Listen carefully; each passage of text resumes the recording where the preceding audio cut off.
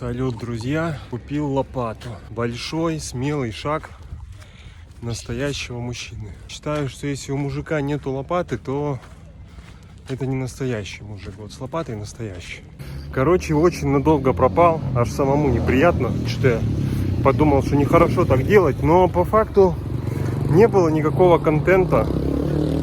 Обычная серая рутинная жизнь. Да, как бы в необычном месте, в необычных условиях, но как бы не показывать же мне вам, как я там овсянку ем.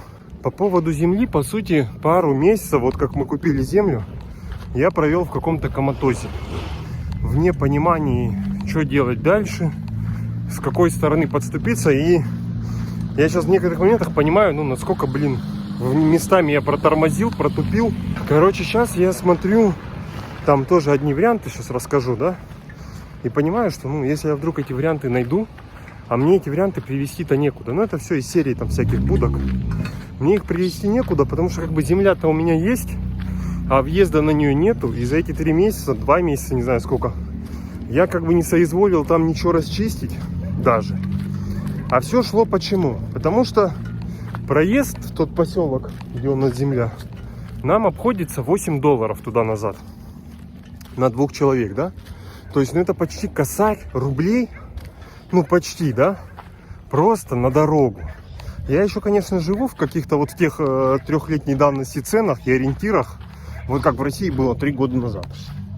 По факту, может, это и нормально. Но зарплата у меня примерно как 3 года назад, а цены уже другие. Я такой думаю, в смысле ездить туда, на эту землю, что-то там делать и просто по $8 отдавать просто за проезд. Мы просто обанкротимся. Особенно с моей сообразительностью, дисциплиной, вот этим всем, пониманием, что делать. Мы туда будем ездить, я не знаю, полгода по $8 в день. Вот. И все, меня срочно обморочно, стрельнуло, что надо срочно расчищать землю и хотя бы делать въезд какой-то. Строительство я по мелочи порассматривал, тоси-боси, понимаю, что основная эта проблема заключается в чем? В том, что очень ограниченные ресурсы. И я себя чувствую, как будто я вот в каком-то узком горлышке, где надо как-то маневрировать, что-то придумать, как-то выкрутиться, и при этом с очень ограниченными ресурсами. И шансов на какие-то ошибки их достаточно мало. И в такой ситуации сложно принять вот это вот безошибочное решение какое-то. Особенно с учетом, что я не умею распоряжаться деньгами. Много чего не умею, да? Еще и ресурсы ограничены. И вот надо сейчас просто выкрутиться как-то в этой ситуации. И вот такое положение дел вгоняет, конечно, в ступор. Просто в ступор. Что я неделями просто ничего не делаю. Вот, как ничего. Я работаю, тоже не супер-мега успешно. И сидел на Фейсбуке, все искал вариантики там какие-то. А сейчас понимаю, что в целом вариантики-то есть. Неизвестно какие, хотя бы вариантики есть, да? Хотя бы вариантики есть для того, чтобы их посмотреть. И понять, есть на самом деле вариантики или вариантиков вообще никаких нету. По поводу вариантиков. Как оказалось, для того, чтобы перейти на какой-то новый уровень, в моем случае, наверное, может, на более низкий, а может, это нельзя оценивать с точки зрения вертикали, может, это что-то по горизонтали или по диагонали. Требуется время, чтобы осознать новые реалии и как-то, понять, как в этом плавать, да? И реалии таковы, как я уже сказал, что бюджет ограниченный очень. По поводу стройки тоже. Я же думал вообще вагончик из дерева себе изначально построить. Я еще думал, построю вагончик из дерева, сделаю видео, продал квартиру в России и переехал жить, эмигрировал и живу теперь в собачьей будке, да? Вот, а теперь новый прикол. Теперь я рассматриваю петушачьи будки. Наткнулся что-то я как-то на рефрижераторы. Вот, а в них же возили петухов, получается, возможно, да? Есть вроде как рефрижераторы по интересным ценам. Ну сейчас вернусь, короче, к стройке, да. Что в моем понимании, ну, вагончик, он строится из дерева, и он маленький. А дом строится из кирпича, и он большой. Ну, типа, дом это, ну, хотя бы там 40 метров, да, хотя бы. А вагончик это, типа, ну, 20 метров, 18. И в какой-то момент я подумал, блин, так я могу себе, в принципе, вагончик. Ой, смотрите, какой щеночек. Маленькая лапа такая, гляньте. Малой. Малой, ты малой? Да? Ты откуда такой мелкий взялся? В какой-то момент подумал, что я себе могу вагончик, в принципе, построить из Парамакса, да? Ну и стал считать самый минимальный, короче, 15 квадратных метров. И полутораэтажный, чтобы было 2 антресольных этажа с одного торца, короче, и с другого торца. Вот. И, короче, я просчитал, что стены по Парамаксу выходят примерно 750-800 баксов. Фундамент и крышу я особо не считал, но так навскидку закладываю по косарю, да. Может выйдет там по 700 баксов крыша, 700 баксов фундамент, да. Плюс подключение коммуникаций баксов 800-1000. Плюс внутренние коммуникации, плюс мебель, да, еще там 1000 баксов. Плюс окна, не сказал. Окна, двери, 1000 баксов. Как бы, в принципе, терпимо, да, но хочется дешевле.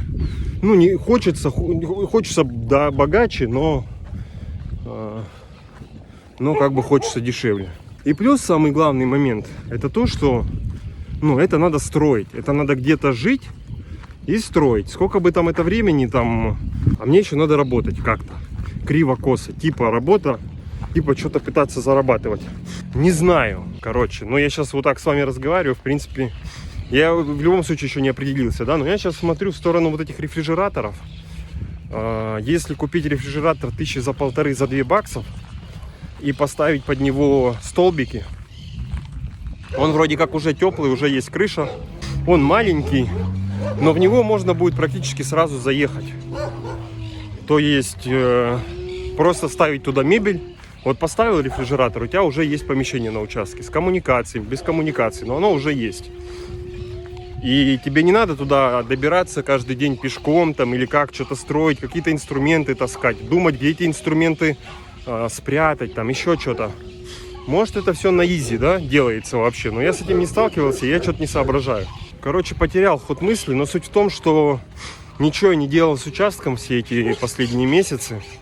А сейчас понимаю, что а вдруг я урву хороший там этот рефрижератор или даже кузов от автобуса, а мне его по сути даже поставить некуда. То есть земля-то у меня есть, а поставить некуда, потому что въезда на землю нет, оно все заросшее. Вот, и мне как бы срочно-обморочно стукнуло в голову, что надо срочно делать въезд на участок. И вчера мы с Надей туда ездили после обеда. До обеда ездили, смотрели один рефрижератор. Я думаю, на следующей неделе мы их посмотрим значительно больше. И я сниму видео про эти рефрижераторы, покажу, что там вообще такое. Вот. Ну и мы приехали после обеда, непонятно за что браться. И оказалось, что там в принципе есть территория чистая от деревьев, которую можно использовать как въезд, еще что-то. Но она завалена. Когда-то давно кто-то там, видимо, что-то где-то рубил, может на этом участке, может на другом. И свалили огромную кучу порубленных деревьев. Сверху лежали более-менее свежие деревья, их можно было вытаскивать и переносить оттуда. А под ними оказались какой-то годовалой давности колючки. И их даже невозможно вытаскивать. Ну, во-первых, они жестко колятся, а во-вторых, их берешь за ствол, тянешь, а они рассыпаются просто в руках. И все, в общем, ну, мы вот убрали, что могли убрать, плюс покосили траву, расчистили какую-то площадку, которая как раз вот подошла бы под вот эту петушачью будку, что туда и манипулятор сможет заехать, разгрузиться. Но вот эти колючки, и сегодня я подумал, что нужна, короче, лопата, вот поэтому я сегодня с лопатой, и попробовать их лопатой прям разбить, они как будто рассыпаются просто. И погрузить в ведра и просто перенести их в какое-то другое место. Жечь, я не знаю, можно ли здесь сжечь костры, потому что здесь и так периодически пожары бывают лесные. И я не видел, чтобы кто-то сжег костры. Я думаю, что, возможно, здесь просто нельзя жечь костры. Смотрите, прикол. Смотрите, вот так забор идет. Хлоп, и такая дырочка. Это стоит вот как раз таки для счетчика столбик кирпичный. Вот так подключается. Вот такой мне тоже предстоит построить столб. И я вот даже сейчас с лопатой иду, думаю, блин, вот я приеду туда на участок с лопатой, поработаю, и что я с этой лопатой потом? Ну я ее где-то там буду прятать. Ну хорошо, лопату я спрячу. А если я там буду строиться? У меня там, ну все равно, у меня машины нету. Там нужен, наверняка все-таки нужен либо бетономешалка, либо перфоратор с миксером, ну, чтобы мешать раствор. Ну, либо еще что-то. Короче, это все надо прятать, могут украсть, еще что-то. Ходить это строить. Не знаю. В общем, посмотрю. В любом случае, надо своими глазами увидеть эти рефрижераторы. Насколько вообще они имеют смысл. Ну, и меня привлекает, что это быстро. Просто поставил и все. Но с другой стороны, понятно, что это старье может быть. И там тоже с ними можно горе хапануть, наверное. Посмотрим. Пока то, что 2 штуки мы смотрели, выглядят они печально. Короче, лопата есть, ведра есть. Я думаю, там день работы точно у нас будет эти колючки переносить. Завтра, я думаю, мы туда поедем. Сегодня вот такая пасмурная погода. Дождик обещают. Завтра вроде лучше должно будет. Ну и, короче, покажу вам опять участок. О чем я там рассказываю.